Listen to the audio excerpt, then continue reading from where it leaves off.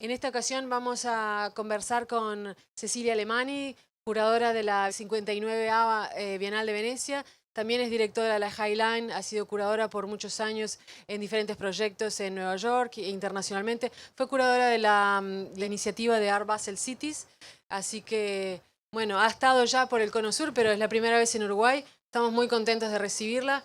Entiende un poco español, pero vamos a hacer la charla en inglés. Ella nos va a contar un poco de su experiencia y de su trabajo y su práctica curatorial en este proyecto que fue tan importante, histórico, diría, de la última edición de la Bienal de Venecia. Así que, bueno, muchas gracias a todos. Doy la palabra a Cecilia. Thank you so much. Thank you, Laura, for the kind introduction, and thank you so much for inviting me here. I'm very excited to be here. It's my first time in Uruguay, so I'm very grateful to you and the entire team of ESTE ARTE. I would like also to thank the Istituto Italiano di Cultura and the Italian Embassy for having me here. And I apologize for not speaking Spanish, but I will try to speak English slowly. And if I don't, just wave and I will slow down. Today, I want to talk to you about the exhibition that I just curated in Venice, the 59th International Art Exhibition at La Biennale di Venezia. The exhibition just closed less than a month ago, or maybe almost a month ago, but it's still very fresh in my in my mind and heart. So I would love to take you through the show. I think some of you have seen it, but for those of you who did not have the chance to go to Venice, I will try to tell you the story of the exhibition and share with you as many pictures as I can, which you will see in the monitor. And then we'll leave some space at the end for some questions. So starting with the exhibition, as you can see on the screen, the title of the exhibition is Il latte dei sogni, or The Milk of Dreams. It's a title that I stole from a surrealist artist called Leonora Carrington, who you see on the left. She was a British artist who spent most of her life in Mexico City, where she emigrated, fleeing the Second World War in the 1940s, and has been living there since.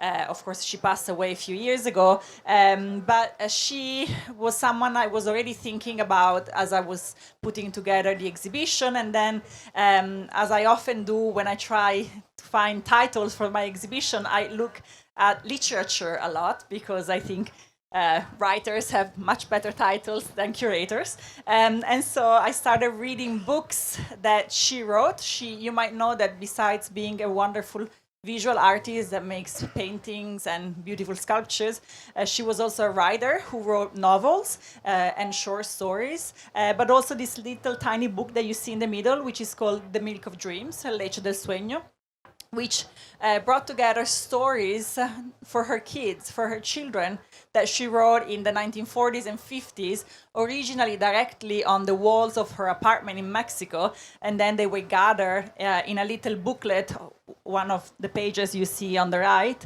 and they're stories of fantastical creatures that mutate and transform and celebrate a sort of freedom of being, a freedom of identity. And I thought the title and the book could be a great inspiration for an exhibition that I was already conceiving as an exhibition about the idea of metamorphosis and how our bodies change under different circumstances. So she was not only someone I took a title from, but really much also an inspiration for the entire exhibition, which tells the story of transformations and metamorphoses. As you can imagine, or maybe you don't know, but I was nominated the curator in January 2020, so just 6 weeks before the pandemic began. So I had a very unusual process of making this exhibition.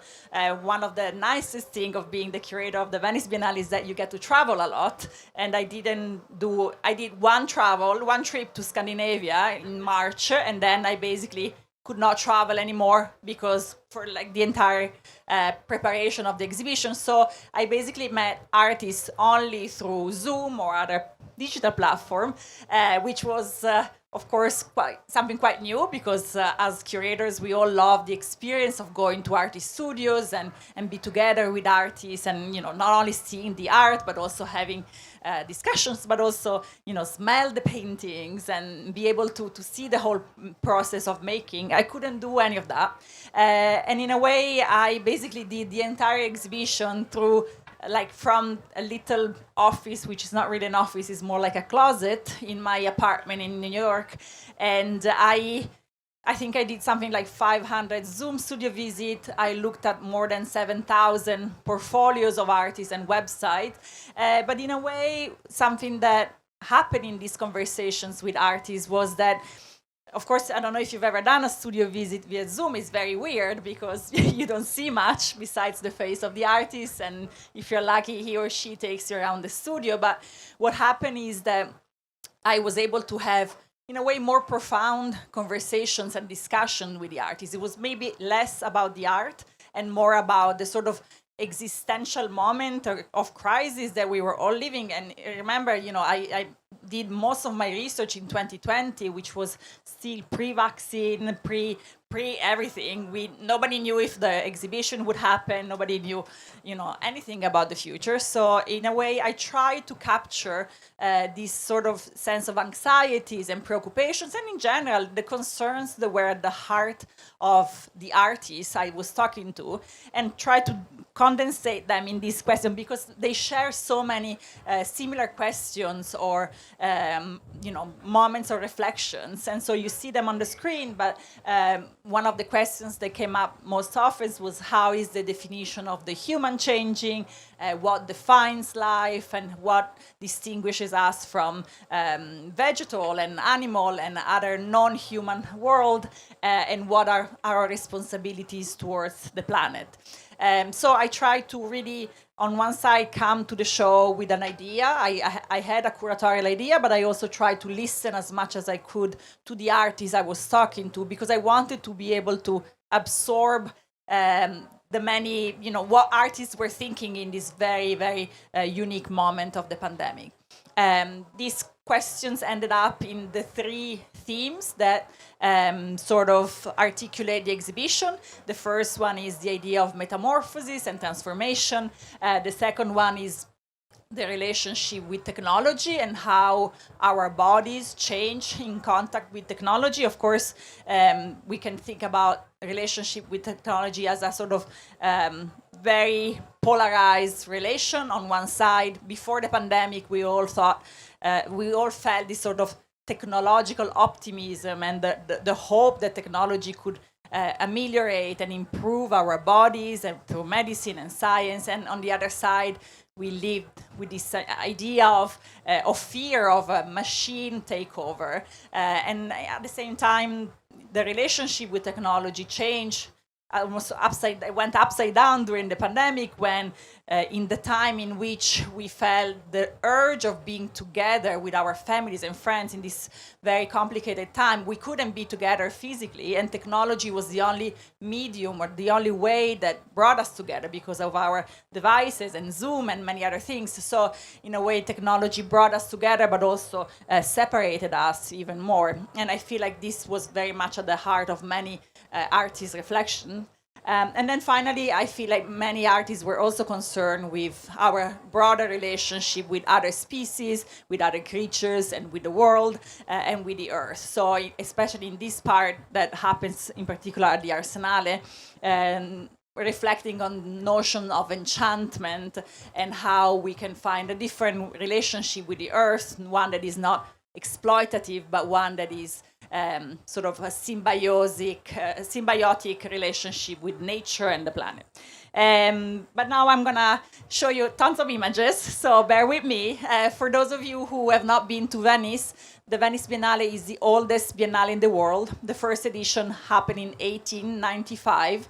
Mine is the 59th edition. There were a few times in which the Biennale did not happen, but it was the last time before mine, before COVID, was the Second World War. So imagine the Biennale has been able to happen throughout a very complicated time, but the only the most recent time it skipped was in 2020.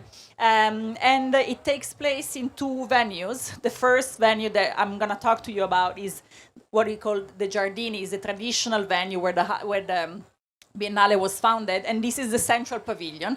This pavilion you're looking at is exactly the same pavilion that was built in 1893 to host the Biennale, and the Biennale was born on the same model of the international expositions of the 19th century. So it wasn't supposed to be a sort of a fixed building. It was more like a fair pavilion, but then it stayed for many years, too many years. It needs a good refurbishment, but it's the same. And this facade is actually the one from the 1930s. You can recognize a very fascist style. And then the second location is the Arsenale, which is the old navy yard, shipyard of Venice. I'll talk in a second about it. It's a completely different space. So as a curator, you have two very, very radically different spaces to deal with. One, which is sort of a Y-cube traditional version of a museum, and another one which is the opposite. You have no walls, you have to bring in an architecture and deal with a very monumental space. So the exhibition opens in the central pavilion with a very important sculpture for me. It's an artwork by Katharina Fritsch, who is a German artist who received also the Golden Lion for Life Achievement. And as I was making this show, I had two things that were very clear in my mind. That it was the beginning of both venues. One was with the elephant, and the other one with another sculpture called Brick House. And this is a very early piece that she made in the 1980s. She's someone that you might know who makes hyper-realistic sculptures that always have something weird and funny about them. Sometimes it's the scale, maybe it's a giant chicken that is on Trafalgar Square. Other times it's the color, like in this case. This is an actually life-size elephant, but it's painted green. And has this very surreal feeling of something that you are familiar with, but actually not really, because it's off. And I wanted to start in this beautiful room. This is the only historical room left in the central pavilion. Those frescoes are from the 1910s. And I wanted to start with putting on a major pedestal, not a person, not a hero, but an animal. Again, to think about those themes that I mentioned before. And then I also love the idea that elephants are actually a matriarchal society. They're led by their females. So as you enter the exhibition, you're confronted with this sort of surreal figure. And then you walk into the main space, which is the central room that features two artists that are also quite important for my thinking. One is Rosemary Trockel and one is Andra Ursuta. And in a way, they introduce two of the main themes of the show. Andra Ursuta is a young artist from Romania. She makes these gorgeous sculptures made of crystal, and they're hybrid bodies, mostly her own body, mutating and transforming into this weird cyborg-looking sculptures or creatures. So thinking again about ideas of metamorphosis. And then all around it, you see monochromatic paintings by Rosemary Trockel, who is a very, very important artist from Germany, similar time of Katharina Fritsch. And her paintings, to me, look almost like digital screens or like pixels, although they're not. They're actually made of wool, and they're made with an electronic loom. So in her work, she reflects a lot on the ideas of female labor and what we think we expect from a woman artist, but instead she kind of turns it upside down, bringing technology in. One of the main ways I structure this exhibition is by curating 5 small exhibitions within the large exhibition. So the Venice Biennale is a giant show. I will show you part of it, but to break this kind of monumentality of the show, I wanted to insert 5 smaller exhibitions, which I've called time capsules. These are exhibitions that you see in the journey of the show. You encounter them. They're basically rooms with works, but they look very different. They only bring together historical works from the 20th century by female artists and writers and dancers that in a way reflected on similar themes of the exhibition, but they did that already 60, 80 or 100 years ago. And I wanted and the look of them is very different from what you see normally in an exhibition like the Biennale. They're very extremely carefully curated. They have usually, and I work with an exhibition designer to create these spaces, but they plunge the viewer into a different world. They allow me to have also smaller works that don't necessarily require monumental works. And the idea was to plunge the viewer into a different dimension, in a different temporality. So this one is called The Witch's Cradle and brings together mainly works from the Surrealist time, but also Futurism and the Bauhaus. And it's mainly women artists that have used methodologies and languages of transformation, amputation, ambiguity to sort of redefine themselves. This is the most important, let's say, vitrine in the show. It brings together very, very important artworks by surrealist artists like Leonora Carrington, but also Remedios Varo, Itel Colhan, Dorothea Tanning. These are works that normally you don't see in an exhibition like the Venice Biennale. You see in a museum, but I made the point, and I also, of course, I was able to get some of these works because I had more time to do the show, because the show was postponed at some point. So, for instance, this is a vision of works from Futurism, which was a very important movement in Italy. And so, in a way, I wanted to be able to think about the exhibition not just as something that talks about what's happening now in the world of contemporary art. There is plenty of contemporary and super young artists, but I wanted to think about the show as a trans-historical show, a show that could create echoes and connections between the now and what happened maybe 100 years ago, because in a way nobody's reinventing anything, and it's important to think about the lineage of art history as a lineage, as a continuation of languages and methodologies. So the idea is that you would enter this space, find yourself in a completely different world, and then you keep going into the next room, which, as you can see, is what you normally see in a show like that with white walls. So this is a room which featured the work of 3 artists. In the middle, you see, and on the left, Cecilia Vicuña, a wonderful artist from Chile, then Miralini Mukherjee on the back, and then Merico Calberano. And this is a sort of introducing the third theme of the show, thinking about our relationship with nature. The work in the middle is by Cecilia Vicuña, this hanging piece, which is called Naufraga, and is an homage to the Venetian lagoon and to the fragile ecosystem of the Venetian lagoon. And it's made of basically garbage that the artists found around by boat, like little pieces of plants and other things, and net and fish nets. I'm not going to talk about every single artwork because otherwise Laura is going to kill me. But this is a special space that you might have seen when you come to Venice in the pavilion.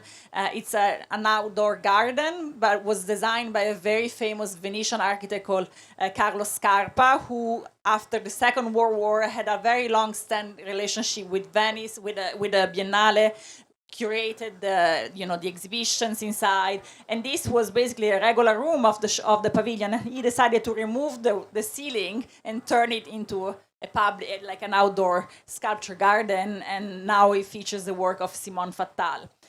This is the second time capsule in the show called Corp or Bit, which brings together artists that have reinvented their own subjectivity through language and through literature and through, again, the power of words. So trying to challenge the notion of traditional language. You have examples of artists using concrete and visual poetry, which was a very important tradition in Italy, like it was also here in South America. Also artists using their own body to communicate with other dimensions, like mediums and spiritual artists. And like Mina Loy on the left and Sister Gertrude Morgan on the right. And so as you can see, this also space is designed with different colors on the walls. It sort of was supposed to evoke the space of school tables and sort of this atmosphere of the act of writing. And as you exit, the show continues. This is the work of an amazing outsider artist from Denmark called Ovar Tachi, who created this universe of female figures with wings. And she made works like this in a psychiatric hospital where she was kept for 50 years. This is the work of Amy Silman on the drawings around the space, who is a very famous American artists whose work really think about the ideas of language, but also the sequence in a movie, and has this very powerful embedded movement in it. And then this was the upper room of the pavilion, which is a very beautiful room, which I gave to an artist called Lawler, who is a very famous photographer from New York. And this is a new series of pieces of work that she does. They're called Adjusted to Fit. If you see, I don't know if I have a pointer, but if you see the little wall on the front, that's a photograph of her. She's someone that is famous for taking pictures of mainly male artists and colleagues in unusual situations. So not necessarily in an exhibition, but maybe in an auction house, in a storage space. And so that's a Maurizio Cattelan piece and an Andy Warhol painting. And then the same picture is adjusted to fit the space on the back, so it's just stretched to fit the walls of the space. And then on top of it, you have photographs of the Donald Judd show that had just opened the month of the pandemic started, that were taken at MoMA at night without artificial light. And so in this sort of artificial kind of ending, we also staged a performative artwork by an artist called Alexandra Pish. She was an artist from Romania who created this choreography with 6 dancers that were always there, especially in the morning, and sort of embodied with their own body ideas of notions of encyclopedia and encyclopedic knowledge by mimicking different shapes of the natural world. On the right side of the pavilion, the show developed and start with more traditional figuration. This is a room dedicated to the artist Paula Rego, who is a very important artist from Portugal, and then introduced, it was almost like a sequence in which the bodies become more digitalized, more artificial, and almost absent. This is an artist from Canada, who also was awarded with a special mention from the jury, Shuvinaya Shuna. And here you see artists start using more artificial and industrial elements and materials like silicone and steel. This is a young artist from New York called Anna Levy. These are the paintings of Christina Quarles, where you see the body trying to almost push out of push the edges of the wall of the canvas and start leaking. Miriam Kahn is a very well-known artist from Switzerland, again thinking about portraiture and figuration, how we escape more traditional portraiture. And then this corridor would end with a room dedicated to Charlene von Heil, who made works in Marfa, Texas, because she lives there, about the Botticelli Primavera and the idea of the nympha and the metamorphosis, but in a very digital way. Then the show continued. Here you see the body starting to disappear completely, and language and abstraction is coming in. Here you have a major painting by Jacqueline Humphreys in dialogue with a young artist called Sara Enrico and Carla Cardi. And then the last little time capsule of the Central Pavilion called Technologies of Enchantment, that brought together 6 Italian artists working in the 60s in what was called arte programmatica, or like kinetic and programmatic art, which was a field, especially dedicated to male artists, but there were amazing female artists that were working at the same time, fascinated by new technologies, new materials like plexiglass, who never forgot about the body and how the body is pulled and pushed in depending on these optical tricks that their artworks would perform. And then the show continues with contemporary artworks that in a way pick up on this dialogue on technology. What you see, the eyes paintings are by an amazing artist from Sweden called Ulla Wiggen. She makes these paintings now, and they're just basically an investigation of the mechanism of vision. But 6 years ago, when she was 20, she made these paintings, and they were actually portraits of the very first computer machines that were created. And she would open the back and take and really make a very beautiful detailed paintings of these machines. And then I'm gonna go a bit fast here, but again, here you see the body is completely gone, replaced by mannequins, robots and automata. This in the middle is a young Spanish artist called June Crespo, who makes these kind of armors of the body. And this is one of the last rooms of the pavilion with Elaine Cameron Weir and Birgit Jurgensen.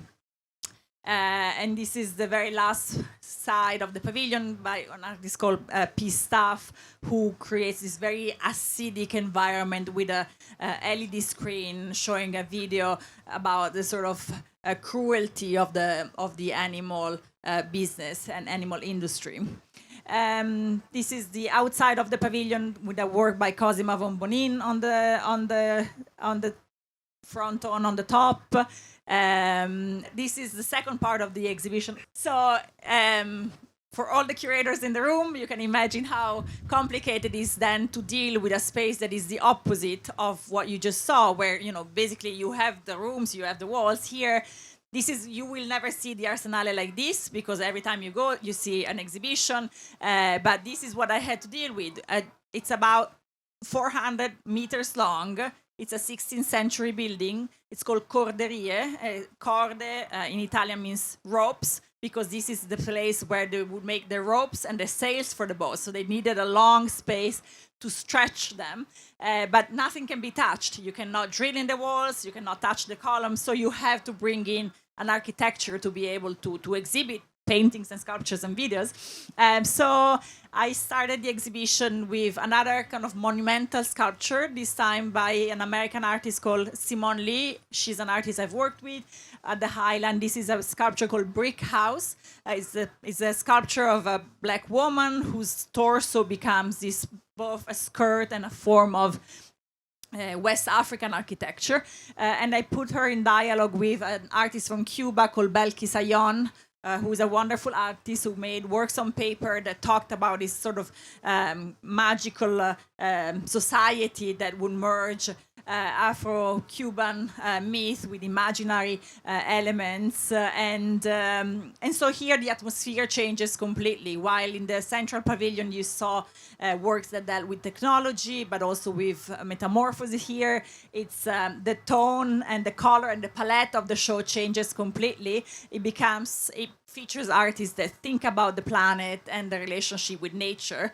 This is a major installation by an artist that you might know, comes from Argentina, called Gabrielle Chile, and there are 5 sculptures made of adobe. They are actually vessels or ovens, but also portraits of family members, and there is a long reflection in the show about the ideas of vessels and the body as the container, and all around it you have paintings by artists who also sort of thought about the dimension of myth and mythology and dreams in a way of offering an alternative vision and version of the world.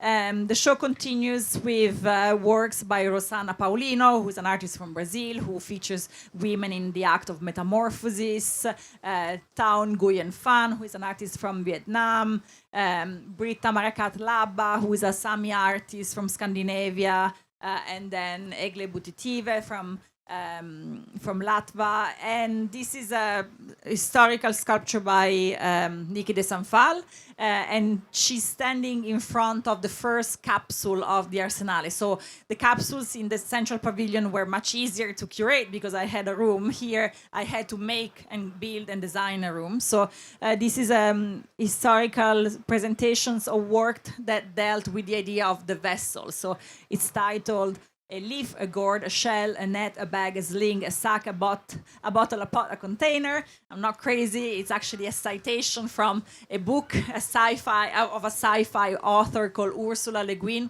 who wrote this beautiful text about her interpretation of the beginning of technology. We often are taught that the first tool, the first instrument that was created was a weapon that the caveman, like a spear, used to go out of the cave and chase whoever was there, mammoth or other animals. And she claims that actually the first invention that humankind made was the act of putting two hands together, the vessel, like a leaf, a box, a container that women used to go gather food and grains for the sustainment of the family. So this presentation basically features works that, and it's in the shape of an egg. You enter and you can see works that deal with the idea of, again, the body as a vessel, but also this alternance between concave and convex shapes.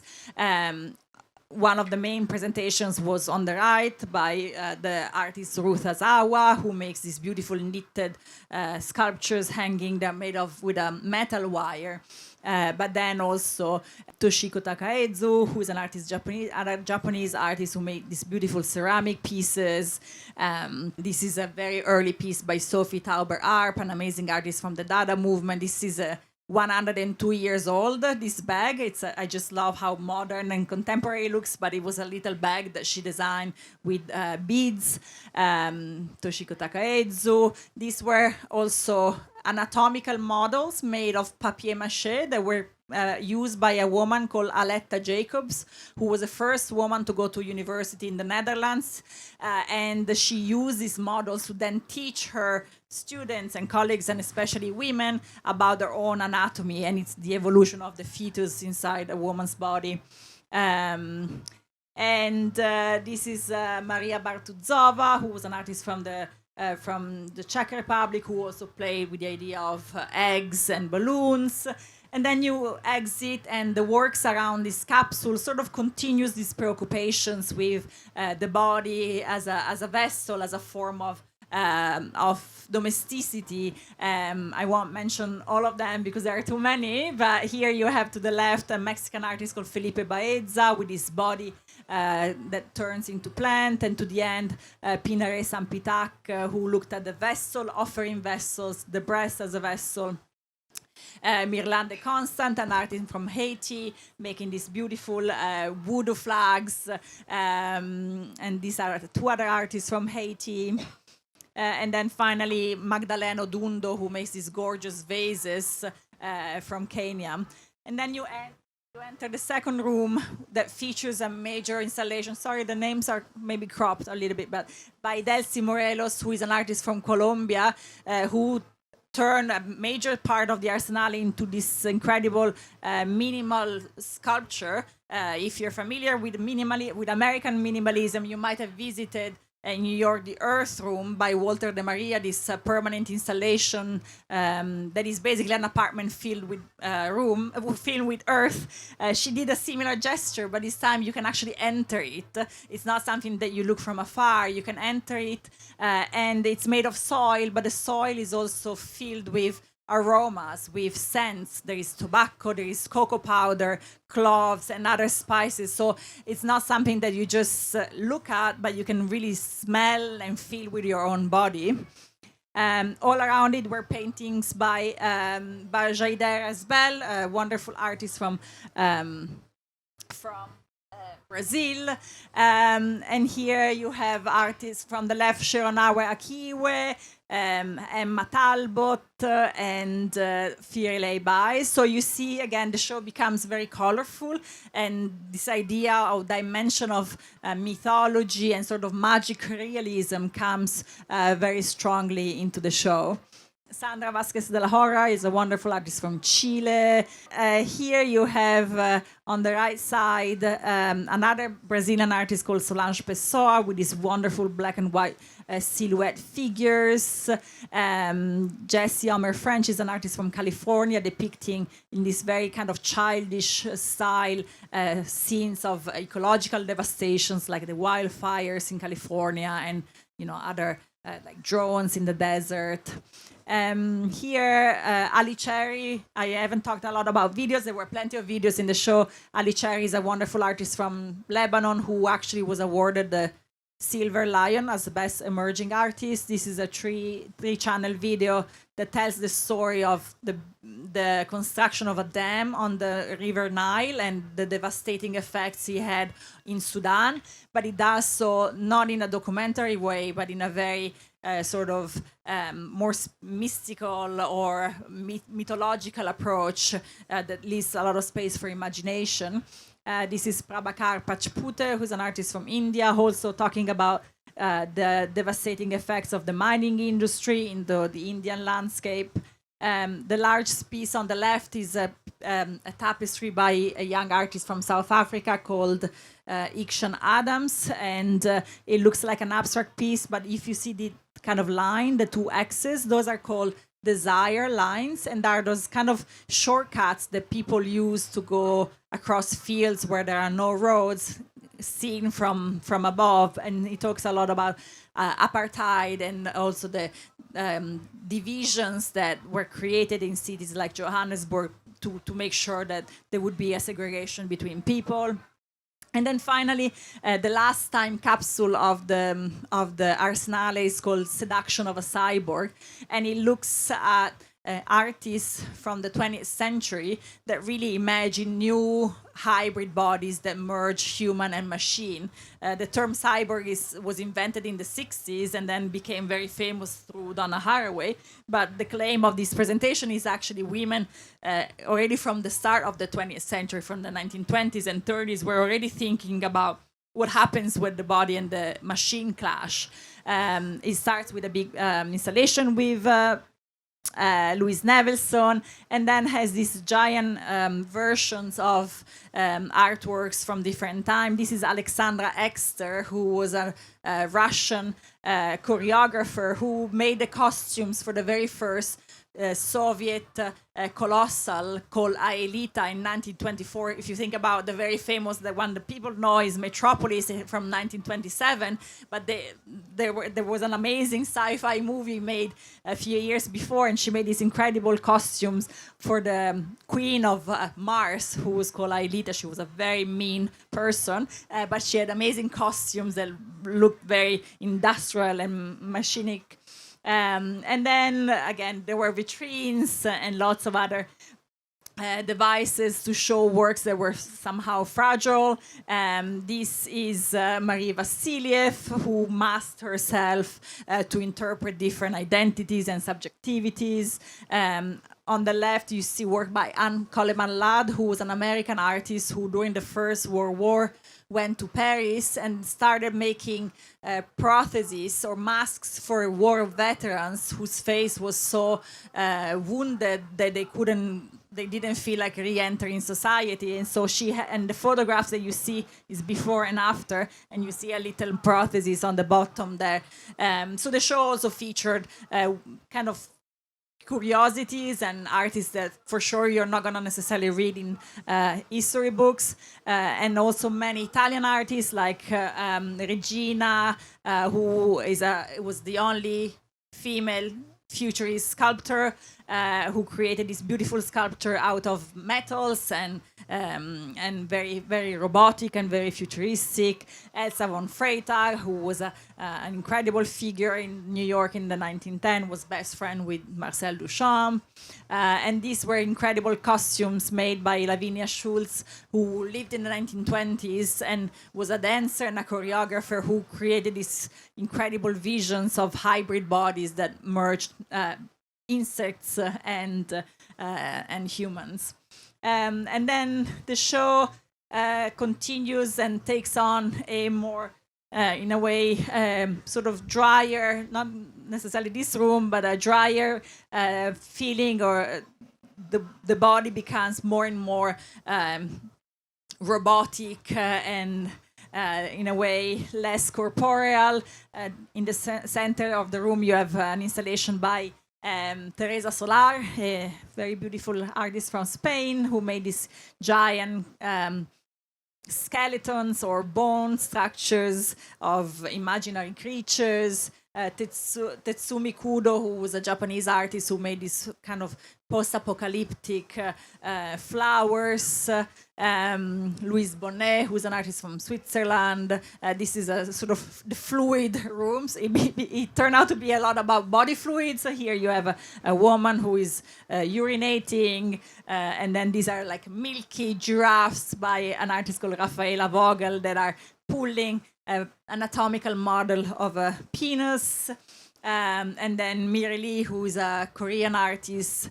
This was a kind of kinetic machine that spit kind of liquids and worked almost like a digestive system of an imaginary creature. And then in the last few rooms, you see the show becomes much colder, more artificial. These are sculptures by Marguerite Humeau of kind of imaginary oceanic creatures. Sondra Perry, there was a video under the couch that you were supposed to see. Game Young is another Korean artist who play with robots and the idea of the doll and the robots, that a body that can be assembled and reassembled, a pleasure. Tishan Shu, who is a great artist from New York, who since the 1980s worked a lot with the idea of both the epidermis, the body, but also the computer screen. Lynn Ersham Leeson, who is a wonderful artist from San Francisco. And then, let's say, the long list of the Corderia ends with a major site-specific installation by Barbara Kruger that talks about hypercommunications and in her very punchy style. So this is the very last installation, the show Inside, by Precious Okoyomon, who is a young artist who turned this space that you might remember, it's called Artilleria, is where they used to show the kind of weapons back in the time. She turned it into a wild garden that was punctuated by a number of sculptures made of wool, of raw wool. And then this garden basically grew. So the first picture that you saw is in April when the show opened. As you can imagine, it was not very easy to grow a garden inside in April in Venice. And then it just grew tremendously to occupy the entire space. And it used two plants that are very loaded and specific for the artist. One is sugarcane, and the other one is kudzu, who is a Japanese vine that is invasive and basically took over the entire space and the sculptures themselves. We had to cut it a few times, but it was like it grows 20 centimeters every day, so it's it's impressive. And so this was a sort of post-apocalyptic vision of, I don't know if it's a future vision or a vision of the past, but I wanted to end the show with this living installation. And then, yes, I'm going to skip the outside. Here there are a bunch of stuff outside. And this is a last Simone Lee piece in the garden. So.